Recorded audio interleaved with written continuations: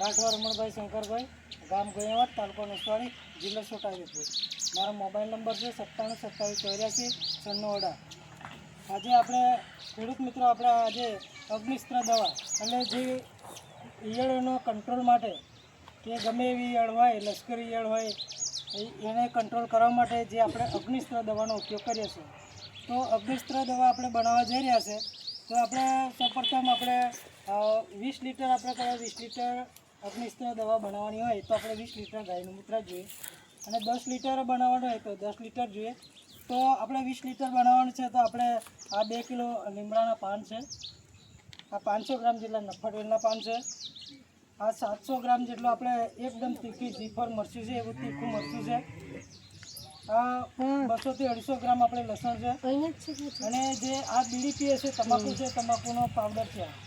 એ તમાકુ પણ આપણે વેચાતી નહીં લાવતા, આપણે ઘરે જ તમાકુ ઊભી કરી દઈએ, એનાથી આપણે લઈ લઈએ. એટલે આપણે આ અગ્નિસ્ત્ર દવા બનાવવા જઈ રહીશું. તો આપણે એક આ તપેલામાં તપેલું છૂલે મૂક્યું છે, તો આપણે ગાયનું મૂત્ર નાખીશું.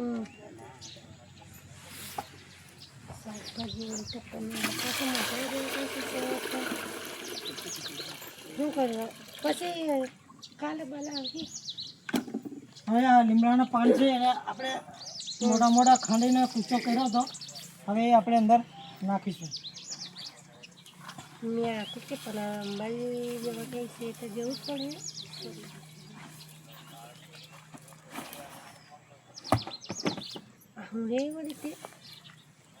હવે આ જીફર મરચી છે, એકદમ તીખી મરચી છે, આ 700 થી 800 ગ્રામ જેટલી તીખી મરચી છે, એને આપણે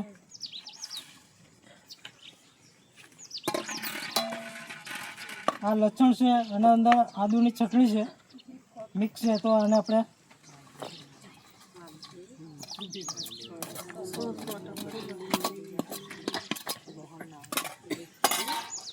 આ તમાકુ છે, આપણે દેશી તમાકુ જ છે, આ ઘરની જ છે, એ 500 જેટલી છે, એને આપણે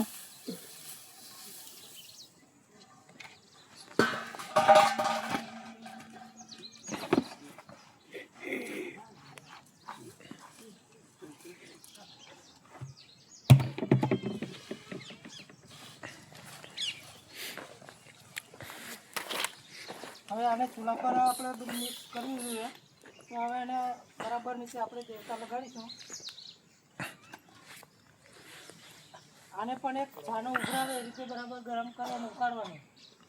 ગરમ ઉકાળીશું એટલે બધો આનો રસ નીકળશે. અને પણ 48 કલાક આપણે સાઈડે રાખવાનું છે, પછી એને આપણે ઝારી લેવાનું છે. તો જેવી ઈયળ એવો કંટ્રોલ આપણે 150 મિલીગ્રામથી આપણે એને સ્ટાર્ટ 15 લીટર પંપથી ચાલુ કરવાનું. 200 જેવી ઈયળ હોય તો 200 લેવાનું, બાકી 150થી કંટ્રોલ થાય તો 200 મિલીગ્રામ નાખી અને આપણે 15 લીટર પંપમાં ઉપયોગ કરી શકીએ. તો એક આપણે અગ્નિસ્ત્ર દવા આ પણ આપણે ઘરે જ બનાવીએ, ગમે એવી ઈયળનો કંટ્રોલ થઈ જશે. તો કોઈ પણ પેસ્ટિસાઇડ દવા બહારથી લાવવાની, કોઈ અગ્રવાળા થઈ જવાની જરૂર પડતી નથી. તો પ્રાકૃતિક કૃષિ ખેતીમાં એક એવું છે કે તમે ઘરે બીજામૃત કરો, ઘરજીવામૃત ખાતર બનાવો, અને બધી જ જાતની દવા બનાવો, અને 5 આયામ દ્વારા તમે પ્રાકૃતિક ખેતી કરો તો પહેલાં જ વર્ષે તમને ઉત્પાદન મળતું થઈ જાય.